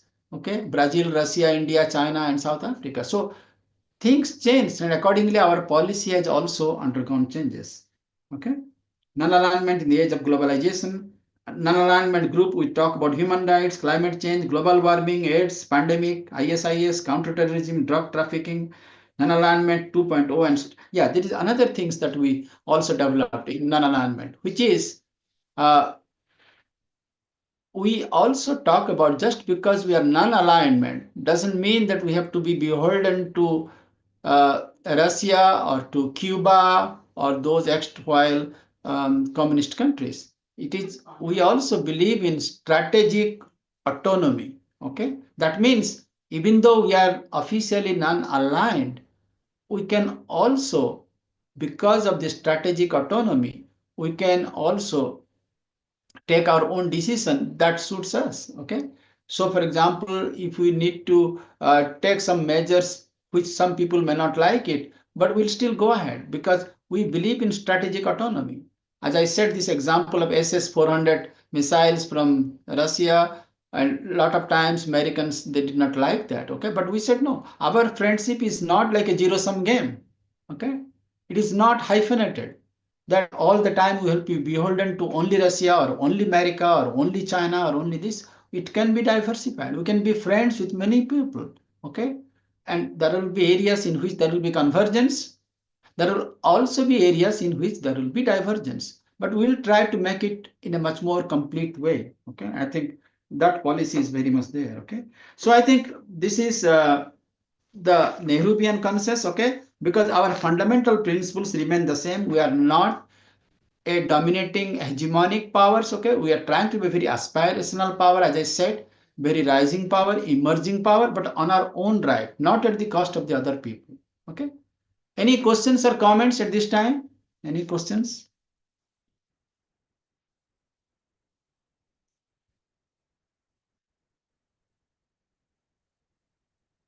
Any questions? Prayant, Vinod, anybody? Sir, small thing. Yeah. After considering all this subject, what should be the prerequisite mindset or an ideal mindset to learn these subjects? I didn't get it. Can you clarify a little bit more? Yes, sir. That means we have to observe ideally or like that, right? Entire subject, entire scenario. As a political science students or migration student are considering this subject only. What kind of prerequisite mindset or ideal mindset is required to know or learn these observations or this subject? Okay, good. Thank you. Always bias will be coming, right? Always bias will be coming, right? Yeah, We have right, these kind of history, all these things. right. Thank you. You know, I fully agree with you. I mean, we are all human beings. We have got own our thinkings, line of thinkings, we have attitudes. Okay. We may have bias. Okay, but I think we try to do our best. Okay, not to override. Okay, the bias. I mean, I'll tell you. I mean, one thing I like about. I mean, there are a lot of things, and when I spent a long time in USA as a student, I also taught there for many years. One thing I like about America is they're very much thick-skinned, if I would like to use the word, okay? Instead of being thin-skinned. What I mean by thick-skinned is they're very much they're very much receptive to critical thinking. I'll give you some example. When I was a student, a lot of times I had, like the Amartya Sen used to say, argumentative Indian. Okay, so we need to talk a lot. We need to argue a lot. We may not agree with a professor. Okay, but I think they like it. They enjoy doing it. Okay, because but in many other places I have seen that the teacher sometimes gets angry because they expect the students to think the same way. The alignment has to be the same. Okay, but in America, it's sometimes I've seen the more critical you become of a teacher or his teaching kind of thing, the more they like it. Okay, but of course it has to be within a certain boundaries of decency and acceptability. So I understand this is a political science of thing, but this India and the world, I think that I like because I have been teaching this course for many years in different universities, and it has got evolving kind of thing, and it can encompass many different things. Okay, and one of the things, as you know, Veera, is for example, in area studies. Okay, we used to think in unidimensional way. We never used to think in a much more broad, broad dimensional ways. Okay, like political science means only politics. Okay, only South Asia. Okay, only India. Okay, but today you cannot talk in terms of isolation. Like political science now also includes political economy. So economics is a part of that. We talk about political sociology, we talk about ethnicity, tribes, minorities, diaspora. I mean, political economy, political history, we learn from and unlearn also from what Gandhi did, Nehru did, Shastri did, Narasimha Rao did, Manmohan Singh did, Vajpayee did, okay, Modi did, okay. And this is a continuation. 10 years from now, 20 years from now, 30 years from now, people will read in its entirety, okay, certain things, okay, how policy shift has taken place, how global shift has taken place, okay, and over the years, how things has, what are the things that we can learn and unlearn, okay, both at the three levels: global levels, regional levels, national levels, and at a subnational, at a local levels, okay? And these are all connected, okay? Local to the national, to the regional, to the global, okay? Before it was not there, it was all segmented. Global is there, regional is there, national is there, local is there. But now there is a big connection and we have to see that connection, okay? And that is happening much more in today's line of thinkings, okay, in everything, okay. So everything and all the variables, okay, and all the different nuances, I think we need to combine that and we need to do that. And I think because we believe in interdisciplinary kind of things or cross-disciplinary, so it doesn't have to be a political science person. A student from economics can take this course. A student from sociology can take this course. Social work, anybody else. I have got students who are from physics, chemistry, music, okay. They took my classes and they also brought their own ideas, okay, because we believe in interdisciplinary, cross-disciplinary, multidisciplinary approaches, okay, political science, political economy, political sociologies, etc., okay, and in a broad kind of things, also in terms of policies also, how good governance policies are made, okay. So Veera, did I answer your point? Yes, yes, sir. Thank you. Thank you. So I think, so the point I was trying to make before Veera's question was the Nehruvian consensus, okay. The Nehruvian consensus was, again, I mean, we can, in hindsight, like in a personal way, okay. You must have a father, you must have a grandfather. I did, okay. When I look back, okay, my father is no more, my mom is not no more. There are certain things I really respect. They gave me education, they gave me, took good care of me, okay.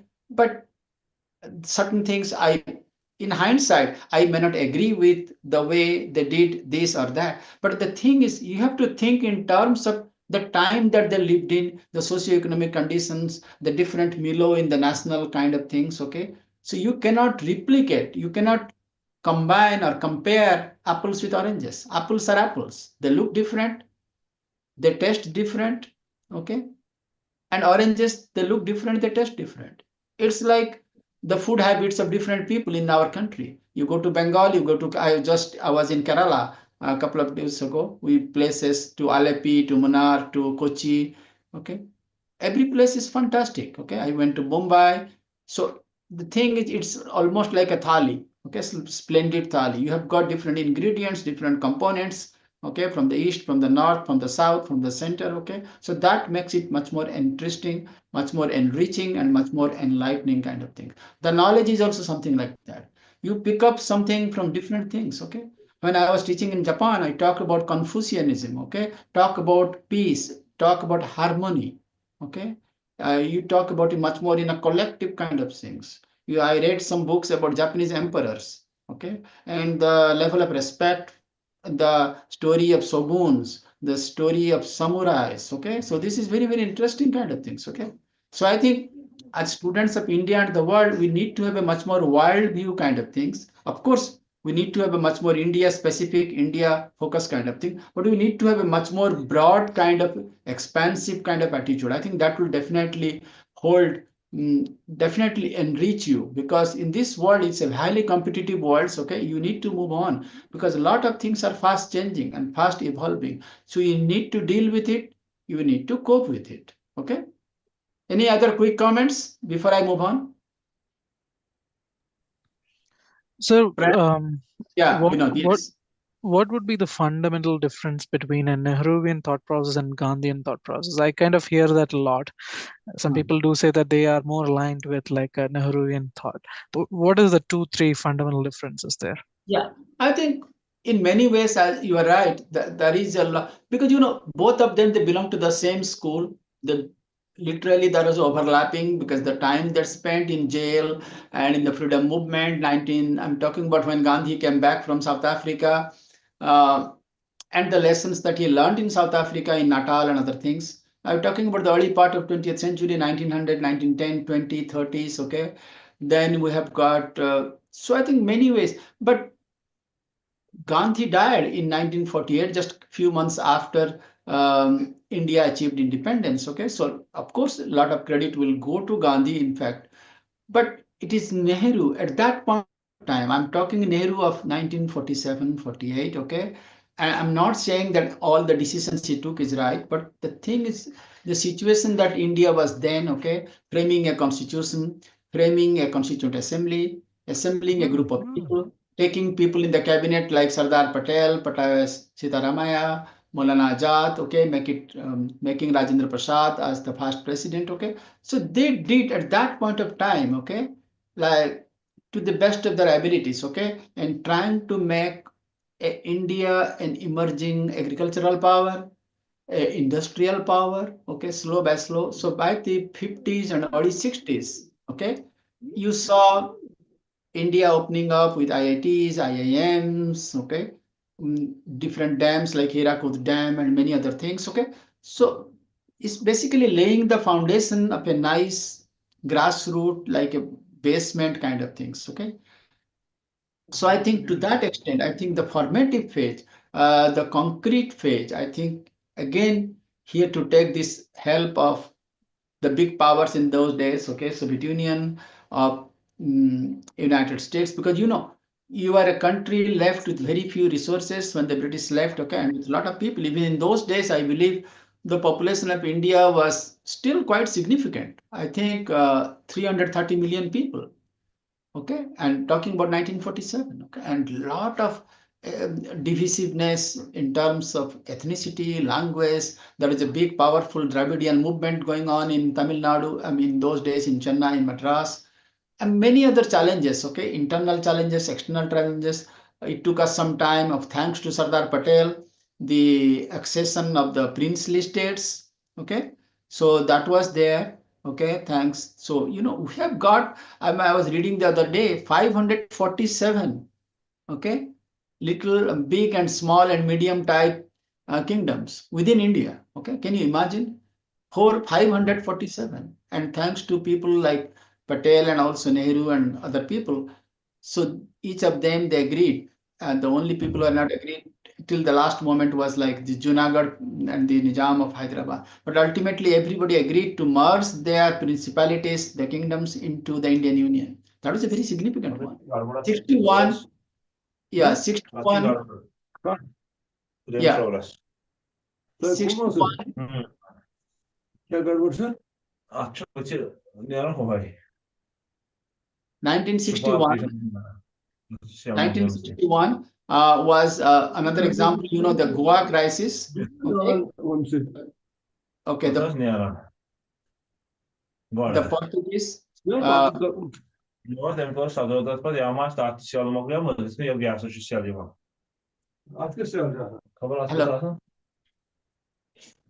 Hello. Yes. Okay. Okay. Am I audible? Hello. Am I audible? Yes, sir. You are audible. Yes. Okay. There was some disturbance from some people. Okay. Anyway, so what I was trying to say was in 1961, we have got this Goa crisis. Okay. The Goa used to be a Portuguese colony. Okay. It was a part of Portugal till 1961. Who was the prime minister at that time? Jawaharlal Nehru. Okay. So he ordered police action, and he got a lot of criticisms and flags from the United States. And guess who was the president of U.S.A? John F. Kennedy. Why?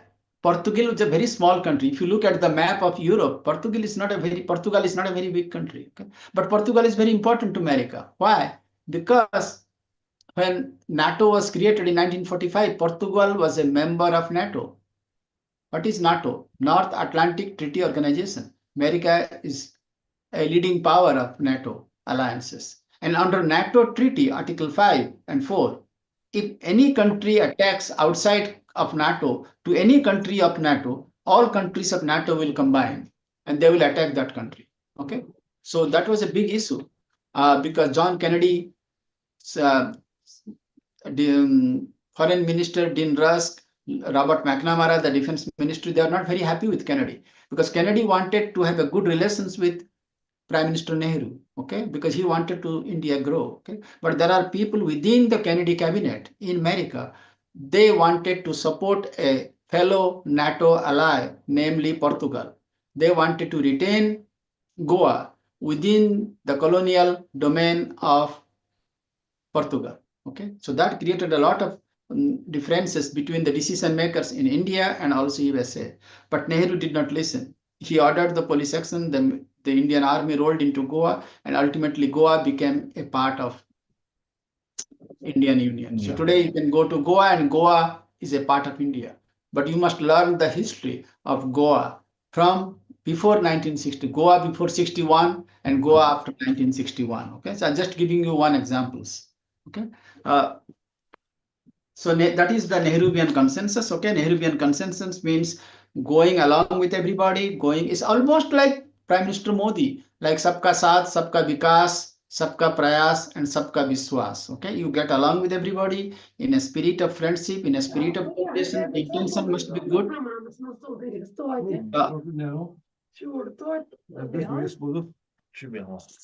In a spirit of cooperation, in a spirit of cordialities. Okay. And you get along with trying to bring as many people as you like, okay? So yeah, you need to nurture that friendship, okay? Like the way we have been doing in the last many years, okay? And trying to develop and spread the influence. Like as I said at the beginning, instead of look west, you also go for look west kind of policies, okay? So that was the Nehruvian consensus, which people basically believe that yes, we have to support Afro-Asian solidarity, we have to support fight against racialism, fight against colonialism, stand behind non-alignments, support to the big countries whenever they are right, okay? Take the help of all countries, but without any strings or any conditions attached. So I think a lot of these things that was developed by the Nehru things that did receive a lot of consensus. In Unit 3, there are certain things which I'm sure you all of you know. The determinants of India's foreign policy, particularly the internal determinants, domestic ones, and the external ones. History, tradition, the 5,000 years of history, the economic conditions, the nature of leadership in a much more democratic way. We chose to be having a parliamentary democracy, the Westminster model of UK. And we supported that, and there are different kinds of leadership, but we chose the parliamentary models. Our prime minister is elected from the leading party in the Lok Sabha, and they are duly elected by the people of this country. Okay, we could have chosen the presidential model of United States or Great Britain, France, but we chose not to. Okay, the domestic melos. Okay, so historical factors, cultural factors, ideological factors, the bureaucratic things. The external objectives, they are also important, okay? How the neighboring countries, they react to India, okay? The role of the external factors like the global economic recession, the energy crisis, climate change, nuclear weapon technology, complex interdependence, globalizations, okay? Role of UN, IMF, World Bank. I can give you many examples, okay? So you can pick and choose any of those things, okay? And also a lot of variables. For example, Ukraine crisis, that is also affecting us. Ukrainian crisis, the Gaza crisis, okay? So what is happening in different part of the world, it does affect us in many different ways, okay? Like for example, we have a relations with Iran on Chabar airports, okay? But we also in relations with America, okay? We like to maintain both, okay? So we have told both that it cannot be one way or the other, okay? It can be both, okay? It is not a zero-sum game, okay? if we like to have relationship, it is based on our understanding how it is going to help our core national interest. Okay, I think that's very, very important. In terms of external determinants, I'll tell you certain things over which you have control. The pandemic. You have heard about H1N1, Ebola, okay, swine flu. Very recently, a couple of years ago, COVID-19. Okay, but India was a leading power that dealt with COVID crisis. Okay, we did suffer a lot. Okay, in terms of losing, having a lot of casualties, but I think we tried to stick together. Okay, it's almost like swimming together, or going down or going up. Okay, but we chose that we are a part of the global community, we are part of the global ethos, okay, and we try to help out to different people, different countries. In terms of the domestic things, the Indian Ocean, population, soft power, hard powers, okay, military power, foreign aid, foreign trade, national interest, okay. I think some of you may be interested when I say hard power, okay. I mean, who can tell me what is hard power? Vinod, Kartikeya, what is hard power, if I ask you? Hard means military power. Hard power is military power, simply. Muscular power, yes. Okay. So, for example, India has the capabilities of nuclear weapons, biological weapons, missiles, okay, missile capabilities, NDMA, National Disaster Management Authorities, okay. You have got missiles like Agni 1, Agni 2, Agni 5, okay. Agni 5, for example, has a range of 5,000 kilometers. That means India does have the capacity and the capabilities to hit any part of China, okay. So it is in a very broad way, okay. So we have got all these things, okay. Space power, Chandrayana 1, Chandrayana 2, Chandrayana 3, okay. Aditya trying to go to the solar. Military exercises, Malabar, Bajra, Coast Guard, United Nations peacekeeping operation. So these are, I think, all powers of the hard power. If somebody asks you, what is the soft power? Okay, soft power, as Joseph Nye says, this is the power of attraction, power of seduction. Okay, soft power is something that you don't see visually, but you can feel it. Okay, the Bollywood movies, cuisines, Indian, very popular all over the world. Indian dances, Indian art, Indian painting, Kerala Ayurveda, herbal diplomacy, yoga, International Day of the Yoga by the UN on June 21, cricket, kabaddi, kho-kho, world's largest electoral democracy, unity in diversity. We have got world-class scholars like Tagore, Kautilya, Mahatma Gandhi. We believe in tolerance, ahimsa, satyagraha, inclusivity, as I said, sabka saath, sabka vikas. Diaspora, Indian diaspora, again going back to Dr. Sadanand's area, okay, that is significant areas, and they have made notable contribution in many, many aspects, okay. Just this morning I was reading Times of India, the Samosa caucus. There are 6 people from Indian origin, Indian NRI, that got elected just a month ago to the US Congress, okay. That's a significant number. 20 years ago, 30 years ago, we had hardly anyone. Now we have got 6, okay? And they're all important positions. Vivek Ramaswamy, he's a candidate. Kamala Harris, her mom was from Chennai, okay? And currently under Donald Trump, the vice president, J.D. Vance, his wife, U.S.A, she is from Guntur, from Andhra, okay? So we have got people in America, in Singapore, Fiji, Guyana, you go to Trinidad, Tobago, many places, UK, okay, Rishi Sunak, okay, he's the son-in-law of Narayana Murthy, okay. So diaspora, they have also played very important role, more than 40 billion people, okay, we'll discuss that maybe in a separate time, okay, but that is also providing a very big impetus to the soft power capabilities. Textiles, public diplomacy, temple diplomacy. Prime Minister Modi recently went to United Arab Emirates, to Abu Dhabi, to inaugurate a temple over there, okay. Knowledge-based economy under NEP 2020. We have got the national education policy, internationalizations. We have got IIT Delhi, they have campuses in Abu Dhabi. We have got campuses in Tanzania and many other places. So that is again a part of this soft power kind of things. Okay, so I think that is something that I think we all need to remember. Okay,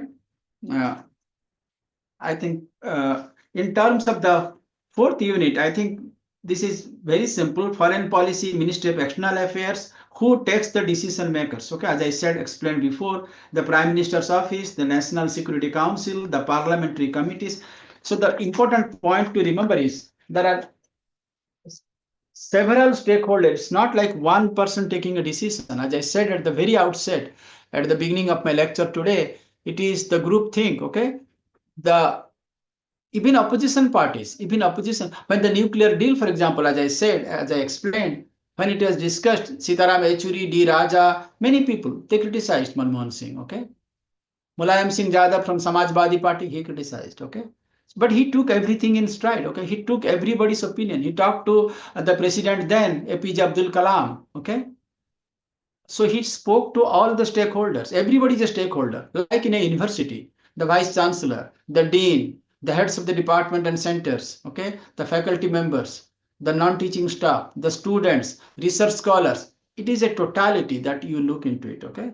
So in the same way, in terms of the decision-making apparatus in the National Security Councils, Ajit Doval, he has got a members, okay? He has got a number of secretaries. They take some important decisions. They provide the input and feedback to the Prime Minister, to the External Affairs Minister, to the different think tanks, okay? Even think tanks, for example. In Delhi, I have been a part of many, many think tanks. ORF, Observe Research Foundation, Vivekanand Foundation, ICWA, Indian Council for World Affairs, okay, IDSA, Manohar Parikar Institute, okay. I can name many, many think tanks. They also provide input, okay. They provide feedback, okay, and that is very, very valuable, okay. It is something not that you can quantify, but definitely it definitely helps in decision making approaches. Prime Minister Office, okay, and External Affairs Ministry. They have got America desk, Japan desk, East Asia, West Asia, South Asia, energy issues, climate change issues. You must have heard the term in G20, Sherpas, they were fixed on different things. So everybody was given different ways, okay, and different channels, okay. So I think our time is coming to an end. But again, I would like to thank each one of you, okay, for being here. I really learned a great deal from all the questions and comments that you put. So from next class, we'll go to 5, 6, 7, 8. Okay, so maybe you can read that. We'll take care of policy development, pressure group, social movement, NGO, diaspora, think tanks, foreign policy, and again, a broad view, USA, European Union, Russia, China, Japan. Again, we'll follow the same format. Every 20-25 minutes, I will take a pause for a few minutes. I will listen to your views, listen to your comments, listen to your opinions, okay, and try to explain it, okay, and maybe clarify a little bit, okay. If you have any question, please feel free to ask me every 20-25 minutes, okay. So I think that way we can separate our 2 hour into 4 small mini segments, 25-30 minutes, okay. Then we can move on to the other one, okay. But let us make it very interesting. Let us make it very innovative so that at least we can learn something, we can understand something. Just listening is not enough, okay. We must understand what the teacher said, okay. And all of you provided very good inputs, and I really appreciate that. And I think that's going to help us in the next 4 classes. Thank you once again. Again, see you next class, okay, on next Sunday at 12 o'clock. So thank you very much. Again, wish you all a very happy new year. Thank you. Thank you, sir. Thank you so much. Thank you, sir. Thank you, sir.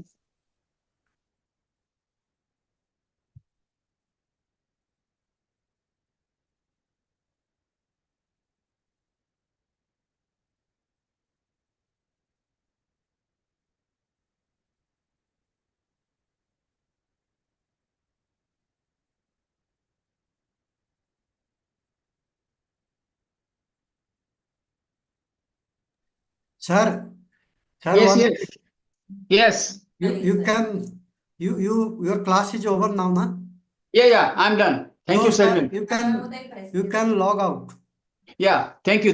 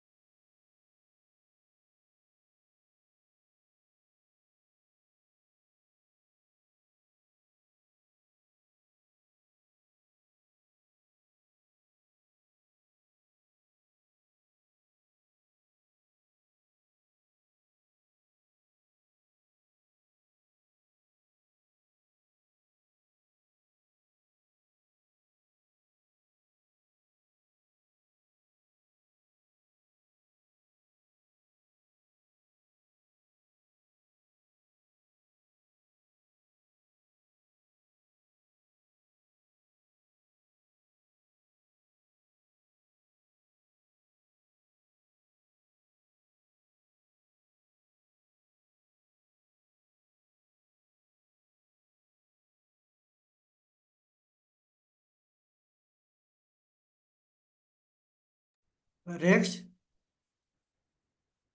Hello? Dr. Rex? Yes, sir, I'm available, sir. Okay, I'm sorry I got delayed. No problem, sir. Okay, so we'll start now? Yes, sir, I can start. Okay, just 1 minute. Now you are co-host. I think I'll give you the password and everything from next time onwards so that it will be easy. You waited for half an hour, huh? Or more than that? No, sir, just now I have not an issue. Okay, fine. 3 o'clock my session starts, not an issue. Okay. So now you can share if you have PPT. And Rex, Yes. just I want to say, next time let's spend some time and you also know how to operate this Zoom we'll give the password and YouTube password so that it will be more self-managed. Huh? Okay, sir, not a problem issue. Okay. Okay, sir.